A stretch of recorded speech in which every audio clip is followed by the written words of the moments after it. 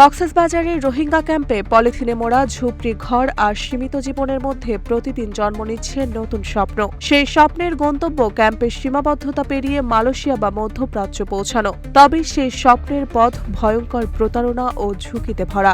দারিদ্র্য, লোভ এবং দালাল চক্রের কৌশলের কারণে প্রতিনিয়ত রোহিঙ্গারা মানব পাচারের ফাঁদে পড়ছে।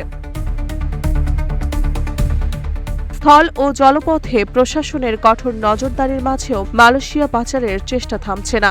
দালাল ও রোহিঙ্গারা নতুন নতুন রুট ও পয়েন্ট ব্যবহার করে আইনশৃঙ্খলা বাহিনীর চোখ এড়াচ্ছে। গত ২.৫ মাসে আইনশৃঙ্খলা বাহিনী প্রায় ৪৪৭ জন রোহিঙ্গা নারী, পুরুষ ও শিশুকে উদ্ধার করেছে। সর্বশেষ ৪ জানুয়ারি সেন্ট মার্টিন দ্বীপের অদূরে বঙ্গোপসাগর থেকে একটি ট্রলার থেকে ২৭৩ জন রোহিঙ্গাকে উদ্ধার করা হয়, যার বেশিরভাগই নারী ও শিশু। এর আগে বিজিবি, কোস্টগার্ডের অভিযানে আরও শতাধিক রোহিঙ্গা উদ্ধার হয়েছে। উদ্ধার হওয়া রোহিঙ্গাদের বরাতে জানা যায়, ক্যাম্প ভিত্তিক দালালরা ঝুপড়ি ঘর থেকে বেরিয়ে নতুন জীবনের স্বপ্ন দেখিয়ে মালয়েশিয়া নেওয়ার প্রলোভন দেখায়।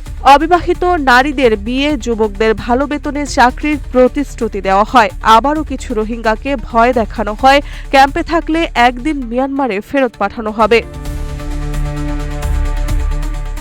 মালয়েশিয়া যেতে আগ্রহীদের কাছ থেকে প্রায় ১০ থেকে ২০ হাজার টাকা টোকেন মানি নেওয়া হয়। পরে বাংলাদেশি দালালদের মাধ্যমে ট্রলার বা নৌকায় তুলে সাগরে নেওয়া হয়। অনেক সময় মালয়েশিয়ায় পৌঁছে দেওয়ার আশ্বাস দিয়ে রোহিঙ্গাদের সাগরে ২-৩ দিন ঘুরিয়ে টেকনাফ বা আশেপাশের কোনো দ্বীপে নামিয়ে দেওয়া হয়।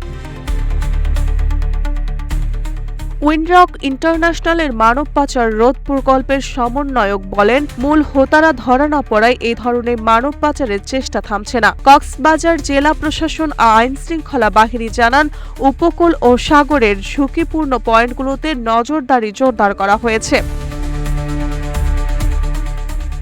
ঝুপড়ি থেকে মুক্তির স্বপ্ন পা বাড়ানো রোহিঙ্গাদের সেই স্বপ্ন বারবার ভেঙে যাচ্ছে উত্তাল সাগর আর অচেনা দ্বীপে। দারিদ্র্য, প্রতারণা আর দালাল চক্রের দ্রুততা, এই ৩টি কারণে মানব পাচার রোধে আইনশৃঙ্খলা বাহিনী ও সরকারি উদ্যোগ ছাড়া রোহিঙ্গাদের নিরাপদ যাত্রা নিশ্চিত করা কঠিন।